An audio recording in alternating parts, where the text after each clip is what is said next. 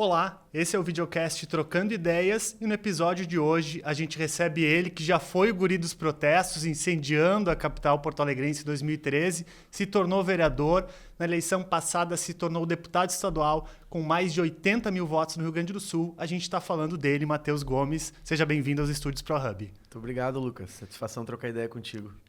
Começo te perguntando, Matheus, quem é Matheus para além do deputado, né? O que o Matheus gosta de fazer? Fala um pouco aí da tua vida pessoal para além da cadeira de deputado. Cara, felizmente eu pude ter uma vivência aqui onde eu nasci e me criei, que é a cidade de Porto Alegre, que me levou para vários caminhos, né? Eu já fui músico de banda de pagode, sou até hoje ritmista de escola de samba, Imperatriz Dona Leopoldina. Já desfilei nessa escola e ganhei aquele título. Eu lembro, 2016, lá. né? Exato, a gente foi campeão, nossa bateria nota 10, com o mestre Douglas. E até hoje a música é algo que me movimenta muito, então tenho amigos aí que vivem da música em diferentes segmentos. Isso faz eu transitar bastante por, enfim, shows e ambientes diferentes aqui também na cidade de Porto Alegre, né? Eu gosto de andar de skate, gosto de fazer esportes. E sabe andar bem, pelo que eu vi, né? Sabe meter um flip. Umas manobras flip aí. É o básico, né? Agora, com a idade, assim, qualquer manobra, ela já, bem executada, já vira algo que a gente comemora muito. Uhum. Mas a prática de esportes, para mim, é bem importante. Por vários anos, treinei Muay Thai. Né? Gosto muito de acompanhar as artes marciais. Eu gosto de ler.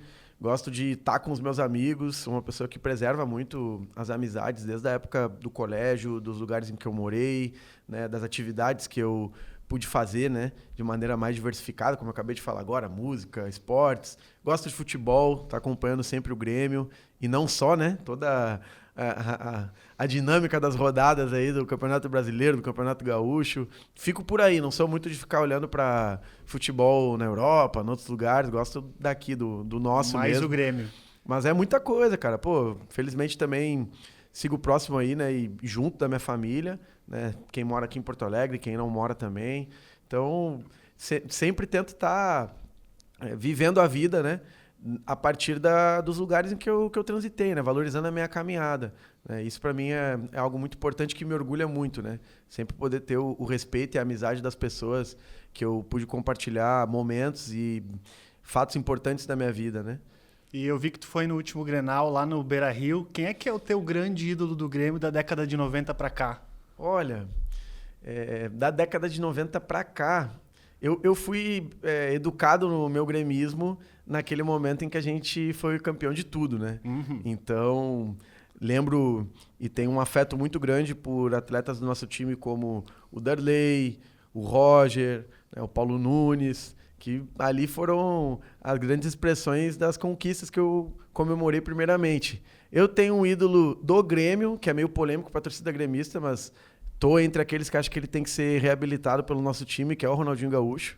Foi o melhor que eu já vi jogar com a camisa do Grêmio. Tive a oportunidade de, quando criancinha, entrar no campo do Olímpico do lado do Ronaldinho, uma daquelas dezenas de crianças que ficava na volta dele. Acho que a gente tem que rever essa história aí dentro do nosso time. E mais recentemente é o Luan, né? O Rei da América. Então, a gente está sempre acompanhando aí a forma como o nosso time vai transitando nesse momento difícil que o futebol brasileiro vive, né? Tá bem complicado, tá tudo altamente concentrado em poucos clubes, mas eu acredito que o Grêmio vai se reposicionar em breve aí.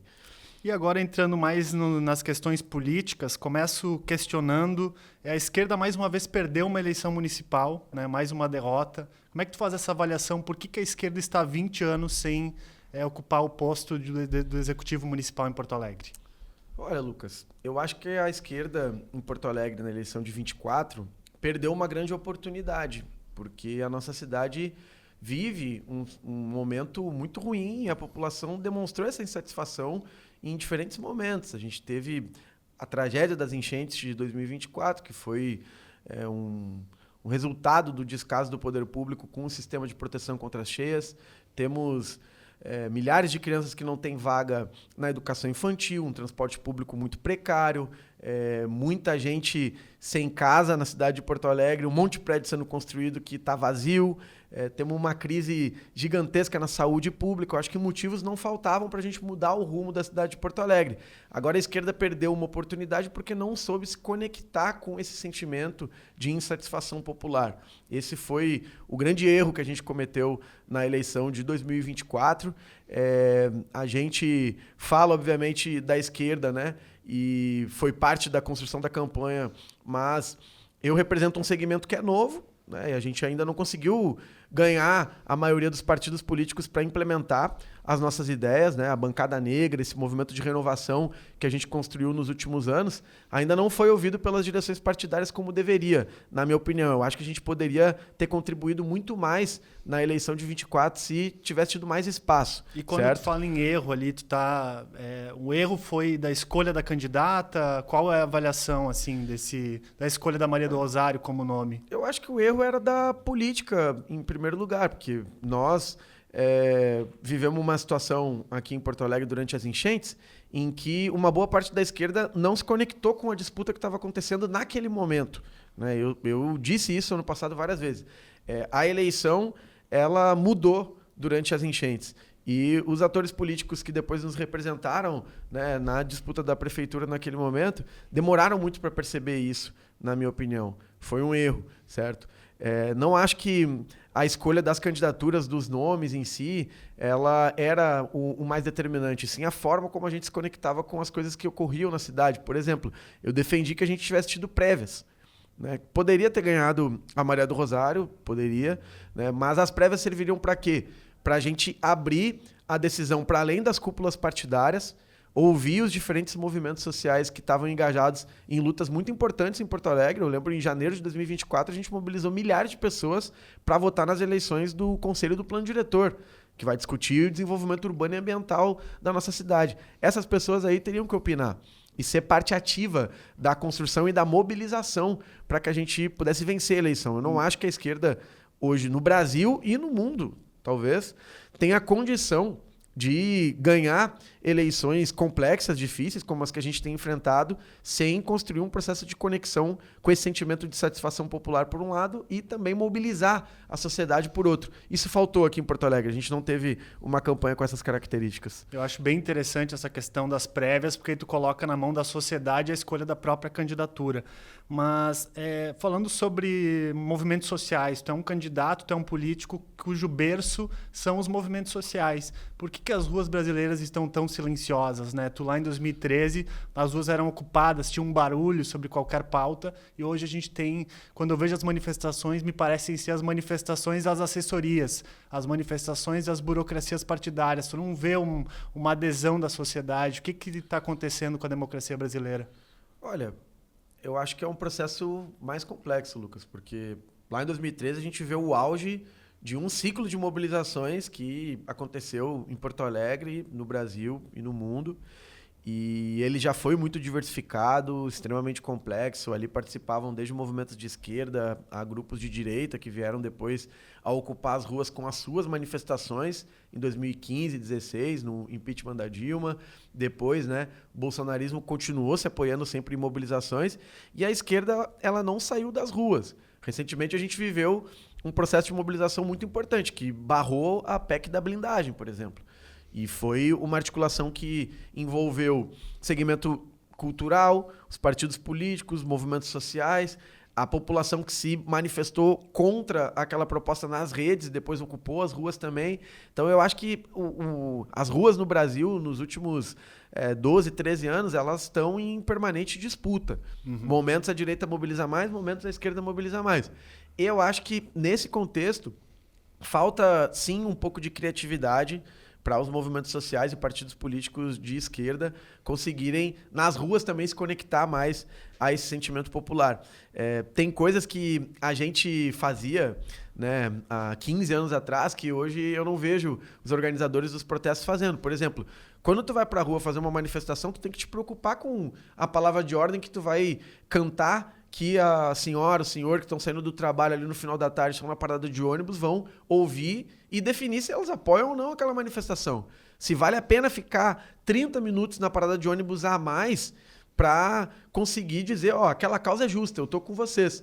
Foi assim que em 2013, por exemplo, nós derrotamos o aumento da passagem em Porto Alegre. Pegando esse gancho agora, falando de transporte público, transporte coletivo, hoje a gente tem uma tarifa aqui em Porto Alegre a R$ 5,00, a prefeitura tem subsidiado, essa tarifa já estaria em R$ 7,45 se não fosse o subsídio da prefeitura. Eu estou fazendo uma pesquisa na área de mobilidade urbana no meu mestrado, e um dos especialistas falou algo muito interessante. Ele falou, se os políticos usassem o transporte coletivo, se as lideranças políticas usassem, hoje talvez a gente teria uma outra configuração. Aí a pergunta é, o Matheus ainda anda de ônibus? E qual é a tua visão sobre a mobilidade urbana? Ando de ônibus, ando de carro também, porque o transporte público em Porto Alegre, para o tipo de atividade que eu faço, ele acaba sendo limitado.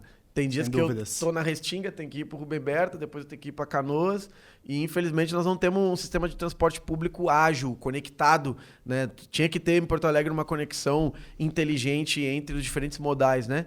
Um ônibus que sai de uma comunidade, o Transurb que circula na região metropolitana, um ônibus de menor escala, né, como as lotações, né, para fazer trajetos menores. Isso não existe na nossa cidade, na nossa região, mas eu continuo, sim, andando de ônibus. Como fiz, na verdade, ao longo de toda a minha vida, né? Eu tenho uma parte importante da minha história conectada com o transporte público, né? Sem dúvidas. Desde criancinha, minha mãe me largava na parada, eu pegava o ônibus e ia para a escola, né? Depois, para as minhas atividades de lazer, sempre foi o transporte. A minha bandeira de luta, primeira e mais forte, foi o passe livre para os estudantes, né? Depois a própria tarifa zero.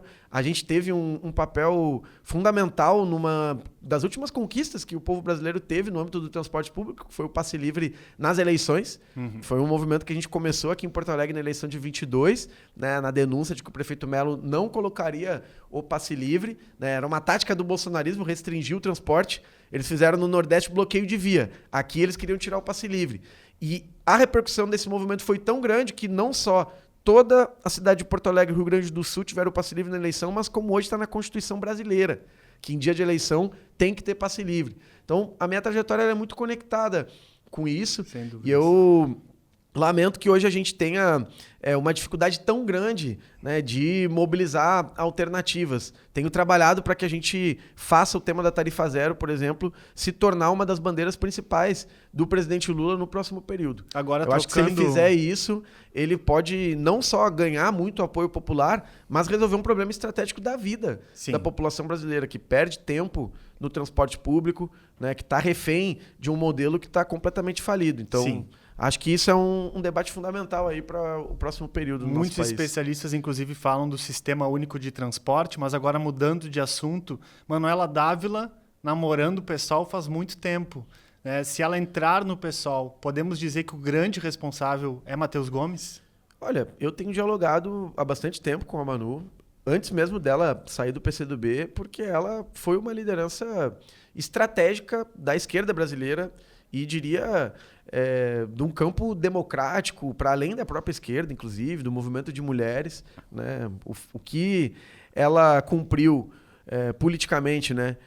Na eleição de 2018, sendo a vice do Haddad ali enfrentando o bolsonarismo, foi um papel muito importante. Depois, em 2019, a Manu foi a pessoa ali que desbaratinou a Operação Lava Jato ao receber as informações, né, que vieram lá daquele hacker de Araraquara, mas saber dar o tratamento para isso, do ponto de vista jurídico, da investigação policial que transcorreu a partir daí, da maneira como a mídia pôde se apropriar desses documentos e fazer o debate público e a gente chegar ali àquela conclusão, né, de que realmente estava acontecendo uma farsa no nosso país, né, que levou ao golpe da Dilma, à prisão do Lula. Então a Manuela, ela tem um papel político fundamental, se agigantou no momento mais difícil que o Brasil viveu nos últimos 30 anos, né? E óbvio que poder dialogar com ela e pensar a entrada dela no PSOL tem sido uma experiência muito importante, né, para mim, conviver com uma liderança como ela e discutir os aspectos programáticos, né, que estão levando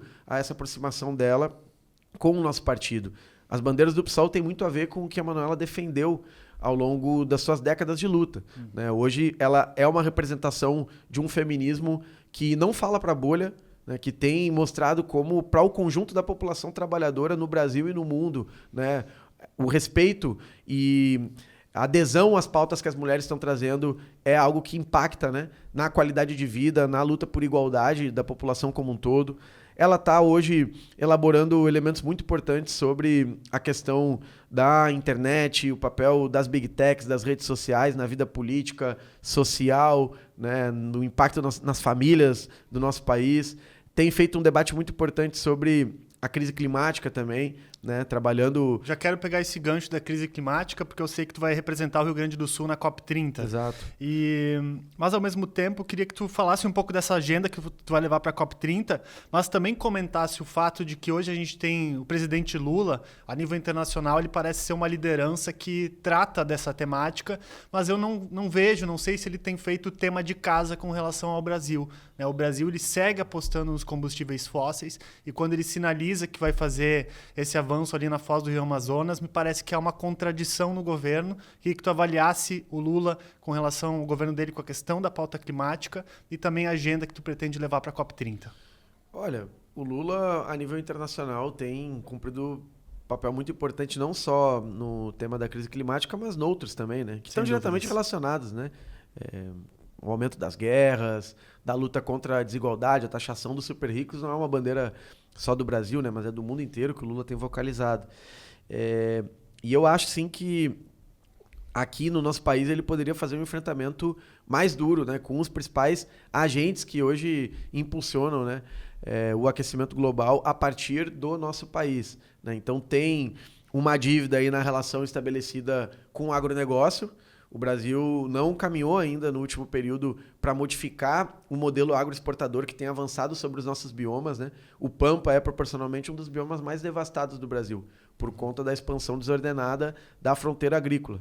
Não é algo que acontece só na Amazônia e no Pantanal. O problema, Lucas, é que esses agentes do agronegócio, os grandes, né? Os bilionários que jogam esse jogo, eles têm um comprometimento político com o outro lado, né? É os que financiaram o golpe, que estimulam até hoje o bolsonarismo. Então, eles utilizam a localização econômica deles, que tem um alto impacto ambiental, como um elemento para mobilizar forças políticas contra o governo o tempo inteiro. Eu acho que o Lula está nessa contradição hoje. Mas, para isso, nesse campo de debate, né, que é a questão da agricultura no nosso país, ele deveria intensificar, na minha opinião, o apoio a uma pauta que é urgente e histórica no Brasil, que é o tema da reforma agrária. Como o MST tem dito nos últimos anos, né? Reforma agrária, agroecológica e popular, porque é para garantir a distribuição de terra, mas também para fazer com que os alimentos cheguem na mesa do povo brasileiro. Isso é um caminho que, na minha opinião, o governo Lula não fez como deveria nos últimos 3 anos e meio, mas ainda tem tempo, certo? Outros temas, eles são importantes, como é a própria questão do transporte, né? Que é um dos maiores geradores também da emissão de gases no nosso país, né? Pensar na tarifa zero também é pensar no impacto sobre a emissão de gases que isso vai ter, né? Porque a gente está estimulando um outro modal, né, que não é o individualista. Se cada brasileiro for ter um carro, né, e as nossas cidades forem inundadas, né, dessa perspectiva carrocêntrica, digamos assim, não vai ter cidade que aguente, não vai ter meio ambiente que aguente. Então, a tarifa zero eu acho que é parte de uma medida que impacta no setor de transportes e pode ser muito importante. E tem inúmeras outras agendas que a gente está pressionando o governo Lula para que ele avance. Eu vou levar agora, né, para COP30 reivindicações aqui do Rio Grande do Sul que tem a ver com a reconstrução do nosso estado. Acho que essa é a pauta mais urgente. E para isso eu tenho defendido que o Rio Grande do Sul precisa entrar em estado de emergência climática permanente. Nós temos que ser considerado a nível nacional como uma zona especial para o clima, porque o que a gente viveu, nenhum outro estado do Brasil viveu. Então não vai bastar só 3 anos de suspensão do pagamento da dívida para o estado do Rio Grande do Sul. A gente vai precisar de mais tempo para se reconstruir. A gente precisa que os governos municipais e o governo estadual levem o tema da emergência climática como prioridade e, para isso, reorganizem uma série de legislações que não estão ajudando, como é o caso do Código Ambiental aqui do estado do Rio Grande do Sul, das políticas de licenciamento, né, que estimulem políticas de arborização urbana, de reconstrução das matas ciliares, o cuidado com as nossas bacias hidrográficas. Tudo isso eu tenho dito que a lei que reconhece o estado de emergência climática permanente pode auxiliar, principalmente porque nós temos um artigo ali que diz que a população gaúcha tem que ser o centro da construção do plano de resposta à emergência climática, que é o que não está acontecendo hoje. né? A população ela foi o centro ali na hora dos resgates, na hora de reagir à enchente, mas depois disso, os governos não voltaram a construir com as comunidades os planos de resposta, os planos de contingência. O que fazer hoje se a gente tem mais uma enchente, né, ou um evento climático extremo como um ciclone extratropical no estado do Rio Grande do Sul? A população não está preparada. Então, nós temos que fortalecer as defesas civis, mas numa perspectiva comunitária, junto com os territórios afetados. Tudo isso consta na ideia desse projeto, que é carro-chefe do nosso mandato desde o primeiro dia. Tá? Acho importante dizer isso. Lá em 1º de fevereiro de 2023, a gente protocolou essa proposta antes das tragédias, de 23 e de 24. Porque a gente já estava conectado com essa questão que o mundo inteiro está debatendo, mas os políticos aqui no Rio Grande do Sul não estão. E é por isso que a gente já está atrasado, Lucas. Os políticos do estado do Rio Grande do Sul, eles acham que a crise climática é só um debate acadêmico, né? Só uma coisa distante da realidade da população e não querem mudar as práticas que já estão dando errado na economia, no desenvolvimento urbano, na infraestrutura, né? E aí aprovam leis que estão totalmente distantes das necessidades que a gente tem de preservação do meio ambiente. E fica cada vez mais claro, inclusive, que é muito mais caro pagar a conta de um desastre do que fazer as medidas para evitá-los. Com certeza. Mas falando ainda sobre o governo Lula, a fome nesse governo foi erradicada novamente. O Brasil sai do mapa da fome, né? Não que ela foi erradicada, mas o Brasil avança nesse aspecto. Mas as desigualdades sociais do Brasil ainda são brutais. O que tu acha que o governo Lula avançou e o que ele deixou a desejar nessa questão da desigualdade social? Primeiro, a gente tem que admitir que o governo Lula cumpriu uma promessa de campanha muito importante, que foi tirar o Brasil do mapa da fome. Eu estava falando agora do modelo do agronegócio no Rio Grande do Sul, que só concentra riqueza, né? E a gente viveu isso na pele na pandemia aqui no nosso estado, né? Nós somos conhecidos pela pujança na agropecuária, mas durante a pandemia no Rio Grande do Sul, a gente teve cerca de 1 milhão de pessoas que estavam vivendo em estado de insegurança alimentar. E isso, a nível nacional, se refletiu nos dados horríveis que a gente teve, né, de pessoas que passavam fome. O governo Lula cumpriu essa promessa. Eu acho que outro tema importante é o avanço aí na taxação dos super ricos e na desoneração, né, do imposto de renda para as pessoas que ganham até R$5.000, nos descontos para quem ganha até R$7.000, foi outra promessa de campanha do governo Lula. Acho que a reforma tributária, para ela ser completa e efetiva no nosso país, ela precisa avançar em outros temas, que é a taxação dos super ricos, também olhando para a herança, para lucros e dividendos. O Brasil é um dos poucos países no mundo que não faz isso.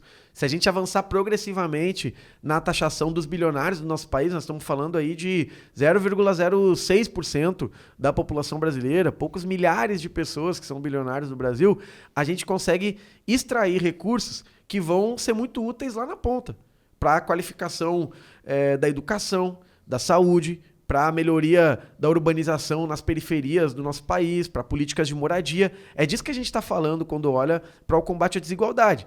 Essas forças de classe, esses bilionários, eles fazem campanhas poderosas, né, para que se combata os impostos no Brasil, como se toda a população, né, fosse atingida da mesma forma, e isso não é uma verdade. Quem é pobre, trabalhador no Brasil, paga proporcionalmente mais impostos do que esses bilionários que financiam essas campanhas. Então nós temos que mudar o sentido, né, dessa discussão sobre tributação no Brasil, porque nós somos o país da injustiça tributária, isso é uma verdade. Agora tem que mirar o alvo nos bilionários. Se o presidente Lula fizer isso, eu acredito que ele vai estar cumprindo um papel muito importante para o combate à desigualdade, né? Mas, óbvio, isso é apenas um dos aspectos. Eu acho que é por onde a gente tem condição nesse momento de começar a reduzir, de fato, a desigualdade estrutural que existe no Brasil. Não é a única questão, por Agora, óbvio. trocando o tópico, e já peço para a produção me avisar quando estiver faltando 10 minutos, senão a conversa aqui é boa e ela vai longe. Mas falando de Alexandre de Moraes, ele é um assunto polêmico que mobiliza a sociedade brasileira. Como é que tu avalia o ministro do STF na maneira como ele tem conduzido os processos? O que tu pensa a respeito dele? Eu não sou do fã-clube do Alexandre de Moraes, certo? Tem muita gente que hoje fica idolatrando ele, né? A turma se perde aí na política dos memes, ela é importante, mas tem que ir mais no conteúdo, certo? Eu penso o seguinte, o papel que o Alexandre de Moraes cumpriu durante o governo Bolsonaro, ele foi um papel excepcional, tomou medidas drásticas, mas necessárias diante de um presidente que estava ali realmente querendo mudar o regime político brasileiro à força. Ele foi a público em Brasília em 2021, 22, 23, com milhares de pessoas na frente dele, né? O Jair Bolsonaro fez isso e disse que fecharia o STF. Instigou a multidão a mudar o sistema de freios e contrapesos que existe no Brasil à força, né? E fez o mesmo sobre o sistema eleitoral, né? Atacou também o legislativo em diferentes momentos. Então o Bolsonaro ele fez uma guerra total contra o regime democrático brasileiro e comprou o Congresso num determinado momento, aumentando as emendas, criando orçamento secreto. Então, nós perdemos uma força ali de contenção do bolsonarismo. Mas certo? O bolsonarismo respira por aparelhos? Então, o Bolsonaro, durante o governo dele, fez isso, né? Comprou o Congresso. Tinha todo um grupo de governadores ali que apoiava ele. Quem sobrou? O Poder Judiciário na figura do STF para conter o avanço autoritário. Esse foi o papel que o Alexandre de Moraes cumpriu e que foi muito importante, certo? Mas isso me faz, assim, respeitar, né, ele e não ser, obviamente, do fã-clube, de toda essa idolatração que tem sido feita sobre a figura dele, porque eu acho que, bom, ele tem uma trajetória também, tem mais elementos pra gente discutir do que ele pensa, da vida dele, não acho que ele vai ser o salvador da pátria. O bolsonarismo, nesse momento, vive sim a sua pior crise, porque o núcleo central desse movimento político e dessa organização criminosa foi desbaratado. O Bolsonaro logo mais vai estar começando a cumprir sua pena, né? O Eduardo Bolsonaro está lá nos Estados Unidos, não vai voltar para o Brasil porque conspirou contra a pátria, né? E aqui, se vier, tem que ser tratado como um criminoso. E todas as figuras que vieram do espectro militar, os generais de 4 estrelas, nesse momento, comprovadamente, estão envolvidos na trama golpista.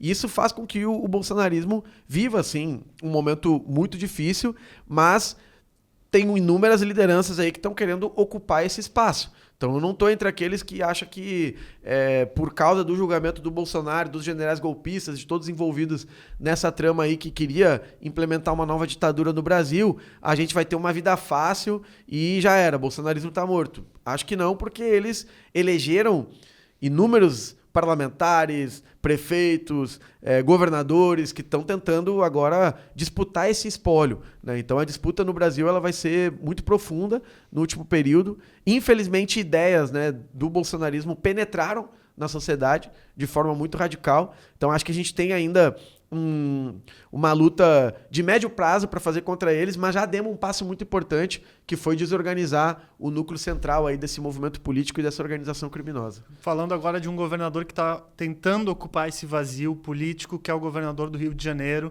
no momento em que ele faz uma intervenção na segurança pública, ele se torna central no debate nacional de alguma forma, a mídia inteira falando sobre ele, falando sobre essa operação em si, numa pauta em que a esquerda muitas vezes tem muita dificuldade de entrar, né? Que é a pauta da segurança pública, na visão da sociedade, né? A esquerda tem uma dificuldade nessa pauta. Queria que tu fizesse uma avaliação dessa operação e qual seria a pauta da esquerda para a segurança pública. Primeiro, é muito... enfim, como é que eu posso dizer?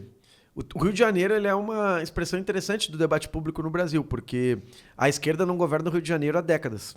É um estado governado pela direita bolsonarista. E é onde está instaurado o caos da segurança pública com o domínio de facções criminosas e milícias sobre boa parte do território, não só da capital, mas do estado inteiro.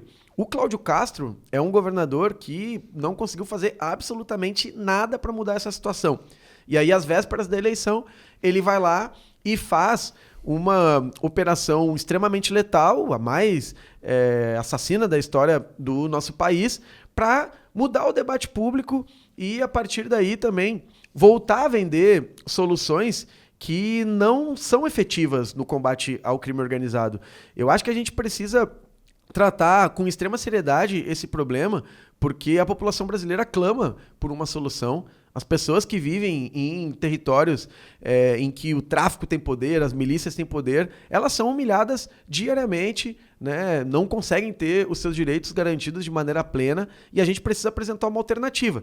Na minha opinião, passa por no mínimo 3 questões que a operação do Rio de Janeiro deixou de lado. A primeira, combater o tráfico de armas, né? Os fuzis, todo o armamento que é utilizado, né, pelos traficantes no Rio de Janeiro, eles entram no Brasil a partir de uma estrutura que é muito poderosa. 60% desses fuzis, por exemplo, vêm dos Estados Unidos. Né, chegam de avião, passam pela fronteira do nosso país, né, tem ali a conivência de fiscais em portos, aeroportos, tem que combater o tráfico de armas de maneira muito incisiva, isso é uma primeira questão. A outra é tocar no coração aí da lavagem de dinheiro. O tráfico e o crime movimentam bilhões no nosso país, e eu acho que se a gente não atacar isso, nós vamos estar enxugando gelo. O governo federal apresentou uma alternativa, que foi a operação realizada aí há algumas semanas atrás, que foi aonde? Lá na Faria Lima, nas fintechs, nessa nova configuração que o sistema financeiro vem tomando no último período, que está favorecendo a lavagem de dinheiro, atacou ali bilhões de reais numa operação que, enfim, não deu um tiro. Ah, tu acredita que para combater o tráfico de drogas é possível não disparar um tiro? Claro que não. É uma guerra que, infelizmente, vai cobrar muito sangue ainda do povo brasileiro, porque eles entraram nas corporações militares, estão ali no centro, né, das polícias, até mesmo do exército, de quem tem poder, da própria política no Brasil. Então esses caras aí vão continuar operando uma guerra no próximo período. Só que a gente tem que agir com inteligência. E a última questão é o tema das drogas. O Brasil ele está parado no tempo.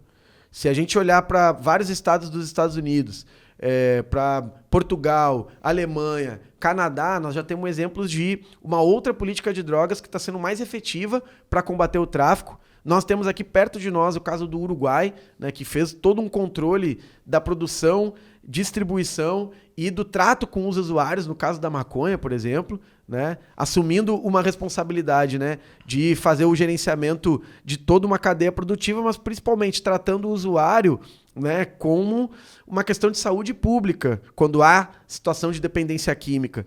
E o Brasil ele está insistindo num modelo que não é efetivo, né, porque cria um ciclo vicioso no âmbito do tráfico e deixa também os usuários, as famílias que sofrem com situações de dependência química numa situação de haver navios, porque a gente não tem política pública nas periferias, CAPES, política de saúde mental, sequer tem informação sobre o tema das drogas suficiente para que as pessoas saibam realmente o que elas estão fazendo, né? Então, tá tudo virado de cabeça para o ar, né? Quando a gente olha para os problemas que realmente motivam, né, a situação do tráfico, das milícias, do crime organizado no Brasil e a maneira como os governos estão agindo. Eles estão fazendo política com sangue. É isso que está acontecendo, né? Eles estão ali fazendo grandes operações que aterrorizam a população. Muita gente acaba apoiando porque vê ali a única alternativa, mas é um ciclo vicioso de situações que, pega o caso do Alemão.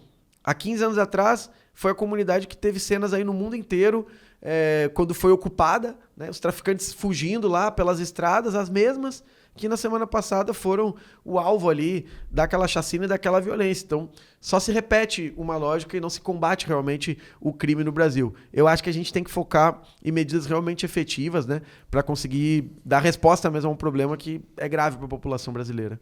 O socialismo ele parece ser uma coisa meio fora de moda já. Mudei bruscamente aqui de assunto porque eu sei que tu é afiliado a um partido socialista, tem uma trajetória nesse campo ideológico, né? Na década de 90 as pessoas usavam camisetas do Che Guevara, né? Tinha me parecia um outro contexto em que essas ideias eram mais aceitas no Ocidente, né? O Fukuyama falava do fim da história. A história acabou para o socialismo no Ocidente? Eu acho que o mundo vai se surpreender com o que pode ocorrer nos próximos dias em Nova York, coração do capitalismo mundial, que está prestes a ter uma eleição aí onde um socialista hoje é o favorito para vencê-la, né? O Zohan o candidato do Partido Democrata, parte de um grupo socialista do interior do Partido Democrata, e pode ser que nas próximas horas seja eleito aí a prefeito de Nova York, com um programa radical de enfrentamento às desigualdades do capitalismo naquela cidade, né? Discutindo, por exemplo, o direito à moradia, a transporte público, à educação, certo? Questionando, né, os princípios aí desse sistema que se julgou vencedor, que se julgou o finalizador, né, da luta de classe, da história a nível global, mas que na verdade continua sendo um reprodutor das principais desigualdades e problemas que o mundo vivencia hoje, né? A crise climática, o aumento das guerras, a desdemocratização que o mundo vivencia, o aumento da desigualdade, tudo isso é parte do que o sistema capitalista tem a oferecer ao mundo. Então eu acredito que a gente vive sim um momento difícil, de muita crise para os projetos da esquerda a nível global, mas tem momentos que se repetem na história nas últimas décadas e que mostram que está viva ainda a luta socialista. Eu estou falando agora da eleição de Nova York, mas nós com certeza vamos ter outros exemplos aí a nível global que no próximo período vão mostrar a nossa resiliência. A América Latina tem sido um polo importante, né, de força da esquerda no último período, né? A gente tem o caso do Chile, do Uruguai, do Brasil. Nós temos uma luta que ocorre nesse momento por soberania na Venezuela também, que está aí vivendo sobre a possibilidade de um ataque dos Estados Unidos, porque há 2 décadas atrás ousou implementar um projeto socialista. E desde então foi boicotada, foi difamada globalmente. Todos os países na América Latina que ousaram ser independentes dos Estados Unidos viraram alvo de bloqueios, de campanha de calúnias, de ataques militares, né? Então, nós temos que observar as coisas nessa perspectiva. A luta de classes ela está nesse momento vivendo uma transformação muito profunda, em movimento permanente, e a gente tem que ir olhando para os postos que a gente pode ocupar de maneira mais avançada, né, e que vão comprovando aí que a nossa luta não só está viva, mas como ela é efetiva. Fiquem atentos aí no que pode ocorrer em Nova York aí no próximo período. E o modelo chinês é um modelo que tu é simpático? Qual a tua avaliação desse modelo? Eu tenho tentado observar de maneira cada vez mais atenta e crítica o que acontece na China, porque hoje a principal economia global, eles viveram um processo de transformação muito profundo nas últimas décadas. O que aconteceu, e é pouco dito, né? Por que a China chegou no atual estágio de desenvolvimento econômico que ela está vivenciando, né? De urbanização muito intensa, de combate às desigualdades internas também, né? Por que ela conseguiu tirar tanta gente da pobreza, da fome, né? Porque, de fato, houve um movimento muito radical de transformação interna no país que começou com uma revolução socialista. Esse é o ponto de partida que tem que ser discutido sobre o modelo chinês, né? A efetividade das transformações que ocorreram lá internamente, a maneira como a China se posicionou no mundo de modo independente. A China não é um país que depende dos Estados Unidos, não agora em 2025, mas há décadas já. Foi construindo a sua maneira de se posicionar com o mundo. Por quê? Porque garantiu a sua independência nacional através de uma revolução socialista. Isso é um tema, no mínimo, para a gente pensar, né? Estava falando agora da América Latina e sobre os países que querem ser soberanos e independentes, a maneira como eles precisam se relacionar na sua dinâmica de mobilização interna e de relação também com o imperialismo estadunidense. Agora, tem muitas questões assim que a gente precisa observar criticamente, né? Política ambiental da China, o seu modelo democrático. Acho que aqui no Brasil a gente conhece muito pouco sobre o que é a participação política e popular na China. A mídia ocidental vende como uma ditadura. Os chineses apresentam um modelo que, na minha opinião, é complexo. Passa pelos planos quinquenais que eles elaboram, passa por um sistema que não é unipartidário. Existem diferentes partidos na China, mas o Partido Comunista tem um papel central, certo? Porque foi o partido que dirigiu a Revolução, que conduziu essas transformações, né, no decorrer das últimas décadas. Tem modelos de participação regional e nacional, né, com intervenções mais amplas, assembleias que são organizadas também. Eu não acho que a gente tem pouquíssima informação sobre o que é o sistema de participação política e popular na China. Então, tudo isso eu estou tentando conhecer. Quero ter oportunidade de ir até a China no próximo período, né? Vejo que hoje os brasileiros que mais vão à China são aqueles que defendem no Brasil o modelo liberal, né? É uma contradição, é um paradoxo muito interessante, certo? O fluxo de viagem dos brasileiros para a China tem aumentado cada vez mais, está todo mundo querendo conhecer, mas a gente precisa observar também essa mecânica política, que hoje não só conduz o modelo chinês no atual momento, mas também trouxe eles até aqui, porque isso sim está ligado à história da luta de classes e ao modelo que não corresponde ao capitalismo ocidental, certo? E tampouco corresponde àquela fórmula que a gente achou que existiria do próprio socialismo também. É um sistema híbrido, é algo novo que nós temos que ter muito cuidado ao nomear, na minha opinião. Certo, e falando sobre a disputa ideológica nas redes sociais, né? A gente, até alguns anos atrás, se dizia que a direita tomava conta desse território, conseguia expressar de forma mais simples, de forma mais direta, as suas visões de mundo. Como é que tu vê essa disputa hoje nas redes? A esquerda deu uma recuperada, como é que está esse embate? Eu acho que a gente está entendendo algo que se há 15 anos atrás nós tivéssemos plena consciência, nós teríamos errado menos. Né? As redes sociais, elas não são um território neutro de disputa em que a esquerda basta se dedicar, ser boa tecnicamente, criativa, que ela vai ter um bom resultado. Não é isso. A gente teve, em janeiro de 2025, um momento que desvelou isso para todas as pessoas, que é o Trump assumindo o seu mandato nos Estados Unidos. Nós sabemos que ele é um representante da extrema-direita global, né? Junto dos chefes das maiores big techs, que por décadas disseram que eram independentes, que queriam defender a liberdade de expressão no mundo, mas que agora estão aliadas ao Trump. E isso sempre foi assim. As ideologias que eles compartilhavam eram muito semelhantes. Então, toda a produção de dados, que hoje não é só o site que tu utiliza, o horário que tu entra nesse site, não. É tudo que tu consome. Né, do supermercado que tu vai, das roupas que tu compra, do diálogo que tu tem com as pessoas que tu quer te relacionar afetivamente, do gosto musical, do que tu estuda, tudo está sob o controle dessas big techs e eles têm capacidade de moldar para muito além de interesses econômicos a forma como eles querem dinamizar a disputa política. Não existe eleição resolvida mais no território nacional. Porque a eleição se dá sobre as redes sociais no Brasil. Quem organiza as redes sociais são centralmente empresas transnacionais que têm sua sede nos Estados Unidos e eles determinam a maneira como o debate público acontece. Esse é a grande questão das redes sociais. Elas não são neutras. Então eu acho que a gente precisa olhar para isso para, sim, querer ter boas atuações, bons desempenhos nas redes sociais, mas ir além no debate.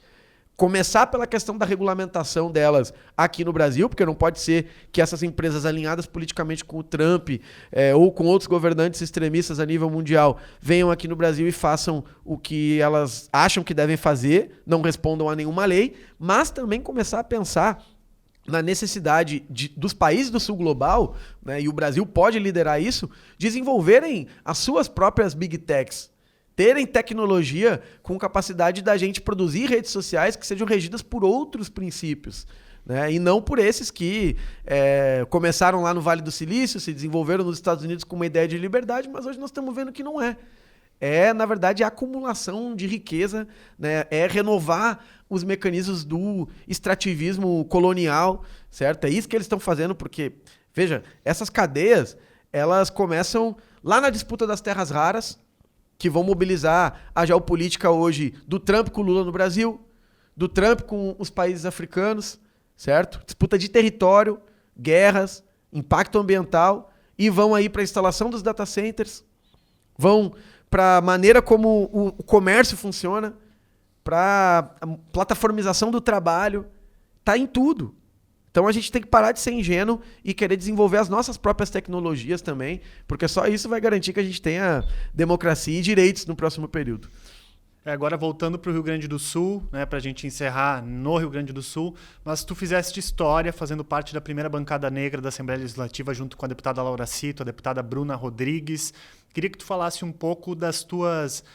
quem que te inspira? Quais são as lideranças que te inspiram? Intelectuais, pessoas negras que te inspiram a fazer política? E como é que é a relação com os demais deputados? Né? Vocês são jovens, vocês são negros, num espaço que tradicionalmente não tinha a presença de vocês. Como é que é a relação na Assembleia Legislativa? Eu sempre digo que a gente está começando uma tradição política, porque, veja só, o Rio Grande do Sul tem uma Assembleia Legislativa há 190 anos. E apenas 2 anos e 10 meses tem uma bancada negra. Olha o hiato que existe entre o trabalho que a gente está começando a fazer agora e tudo que foi acumulado em quase 2 séculos de atuação do Legislativo. A população negra nunca esteve presente no Rio Grande do Sul, bem pelo contrário. Nós somos mais de 2 milhões e 100 mil gaúchos que se autodeclaram negros. A gente construiu a riqueza desse estado, mas nunca tivemos representação política.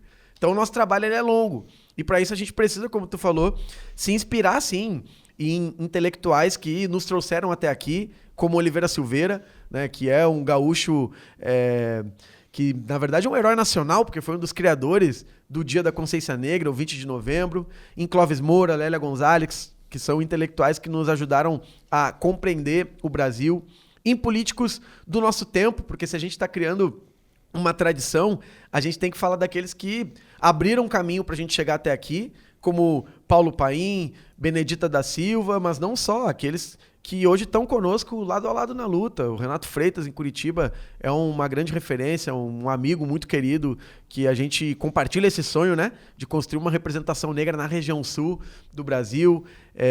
Thalíria Petroni, no Rio de Janeiro, Orlando Silva, a bancada feminista, né, liderada pela Paula Nunes, em São Paulo. A gente está criando uma rede cada vez mais articulada de parlamentares negros no Brasil hoje para consolidar essa mudança. Eu não quero que a representação negra ela seja só um fenômeno mais localizado nesse último período que o Brasil está vivenciando. Eu acho que ela tem que ser uma mudança nos padrões, né, do funcionamento da política no nosso país, que é ter pessoas negras defendendo realmente as causas populares, né, da classe trabalhadora, da periferia, do povo negro, mas também está conscientizando mais a participação negra na política, né, a população negra, para que ela participe realmente, né, dos grandes debates que definem o rumo do nosso país. Isso nunca aconteceu. O povo negro periférico nunca foi chamado a decidir realmente sobre o seu próprio futuro. Então nós, como parlamentares, temos essa obrigação de estar sempre conectado com as nossas bases, e isso a gente faz através do parlamento, mas também a partir da continuidade do fortalecimento da organização popular. Eu nunca me distanciei dos movimentos que eu fazia parte antes de me eleger. Então, é o movimento negro, mas também são as associações comunitárias, os coletivos de cultura nas periferias, o movimento ambientalista, que está para muito além do debate científico, acadêmico, né? Está lá dentro das comunidades discutindo que onde não tem coleta seletiva de lixo, nós temos um problema ambiental e ele precisa ser resolvido.